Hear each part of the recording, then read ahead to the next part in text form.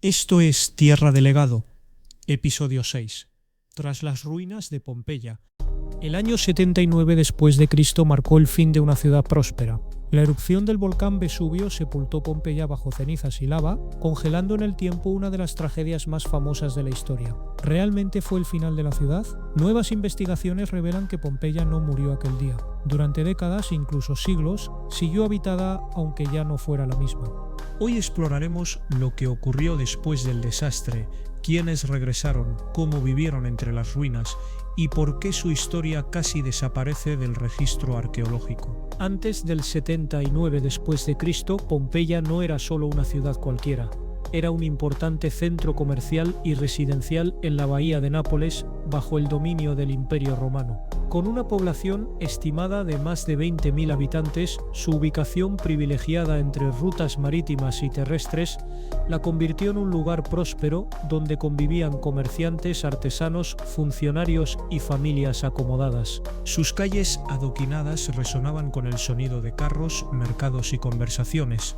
Sus casas, muchas decoradas con frescos vibrantes y mosaicos elaborados, reflejaban el lujo y el refinamiento de la vida romana.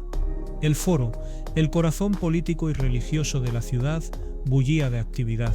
Todo indicaba una comunidad estable, integrada plenamente en el mundo romano. Pero ese mundo se desmoronó en cuestión de horas. El 24 de agosto, aunque nuevas evidencias sugieren que pudo haber sido en octubre, del año 79, el monte Vesubio, un volcán que hasta entonces se consideraba inactivo, entró en erupción con una fuerza catastrófica. En cuestión de minutos, una columna de gas, ceniza y roca pulverizada se elevó más de 30 kilómetros hacia el cielo. Durante horas, una lluvia densa de pomicita y ceniza cayó sobre Pompeya, acumulándose con el tiempo hasta varios metros de espesor. Pero lo más mortal no fue la ceniza, sino los flujos piroclásticos. Avalanchas de gases supercalientes, rocas incandescentes y vapores tóxicos que descendieron del volcán a cientos de kilómetros por hora, alcanzando temperaturas superiores a los 300 grados Celsius. Estos flujos arrasaron todo a su paso. Muchos habitantes murieron al instante, asfixiados o calcinados. Otros, atrapados en sus casas o en las calles, quedaron petrificados bajo capas de material volcánico. Aunque miles lograron huir, muchos no llegaron lejos. Hoy los arqueólogos han recuperado los moldes de alrededor de 1.300 cuerpos gracias a la técnica del yeso que rellena los huecos dejados por los cadáveres descompuestos. Pero esta cifra es solo una fracción del total. Se estima que miles más perecieron sin dejar rastro, sepultados en zonas aún no excavadas o destruidos por el paso del tiempo. Pompeya quedó enterrada, silenciada, aparentemente olvidada. Pero, como revelan hoy nuevas investigaciones, la historia no terminó allí. Tras la erupción, Roma hizo lo que podía. El emperador Tito, apenas asentado en el poder, envió ayuda, recursos, ingenieros. Se intentó incluso una reconstrucción de Pompeya y Herculano. Pero la magnitud del desastre era abrumadora. Los campos estaban arrasados, las infraestructuras sepultadas, las redes comerciales rotas. No hubo milagro. La administración imperial, abrumada por crisis en otras partes del imperio, desistió. La región fue dada por perdida. Oficialmente, Pompeya dejó de existir como ciudad, borrada de los itinerarios, excluida de los censos, olvidada por el poder central. Así las cosas, alguien se preguntó, ¿realmente se fue todo el mundo? Los documentos oficiales no lo registran. Las crónicas no lo mencionan.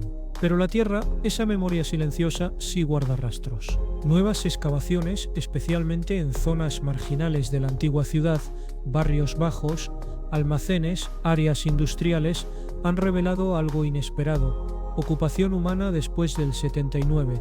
No fueron colonos organizados, ni ingenieros del Estado. Fueron los últimos los que no tuvieron a dónde ir. Supervivientes que, tras perderlo todo, regresaron a lo que quedaba. Gente sin recursos, sin familia, sin ciudadanía plena. Y también, es cierto, saqueadores que aprovecharon el vacío para desvalijar lo que Roma ya no protegía. Como bien lo define Gabriel Zuchtriegel, director del Parque Arqueológico, Pompeya reemerge menos como una ciudad que como un asentamiento precario, una especie de campamento, una favela entre las ruinas del pasado, una metáfora poderosa. No es exageración, estamos hablando de vida en condiciones extremas, sin agua canalizada, sin cloacas, sin seguridad, pero con una voluntad tenaz de permanecer. Durante más de 2 siglos desde que se redescubrió Pompeya en 1748, la obsesión de los arqueólogos ha sido clara: llegar al origen de la tragedia. Bajo metros de ceniza, soñaban con encontrar frescos intactos, estatuas perfectas u objetos cotidianos, y sobre todo, los cuerpos congelados en su último instante. Pero para alcanzar ese pasado glorioso, muchas veces tuvieron que atravesar capas más recientes, capas que contenían rastros de una Pompeya posterior al desastre, hogares improvisados, fogones y cerámicas rotas, y en ese proceso, sin darse cuenta, eliminaron evidencias sin registrarlas, como si esas vidas posteriores no importaran. Gabriel Zuchtriegel lo dice con fuerza: los arqueólogos, al excavar, han sido como psicólogos de la memoria enterrada. Rescatamos lo que queremos recordar y enterramos, una vez más, lo que la historia prefiere olvidar.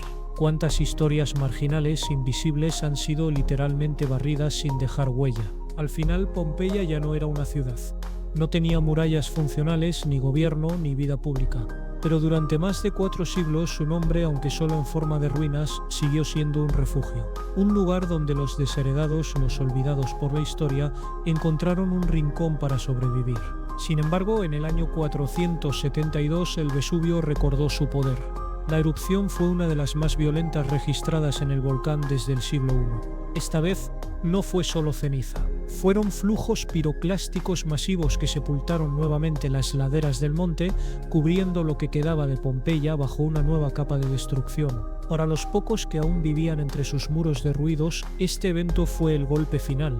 No hubo imperio que ayudara, ni ejército que rescatara.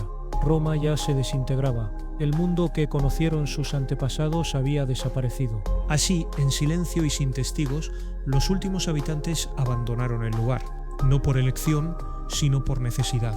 Y con ellos se apagó la última chispa de vida humana en Pompeya, hasta que, más de 1000 años después, las palas de los excavadores del siglo XVIII volvieron a desenterrar su pasado. Y sin embargo, esta historia ha estado a punto de desaparecer, porque cuando los arqueólogos cavan hacia el pasado, a menudo cavan pasando por encima de estos momentos. Buscan lo perfecto, lo preservado, lo espectacular, y en ese afán muchas veces han borrado sin querer las huellas más frágiles, las hogueras humildes, los grafitos olvidados, los restos de una existencia que no encajaba en el relato. Y nos recuerda algo fundamental: que la historia no pertenece solo a los vencedores, ni siquiera a las grandes ciudades. Pertenece también a los que sobrevivieron entre las grietas, porque la historia no termina con un desastre.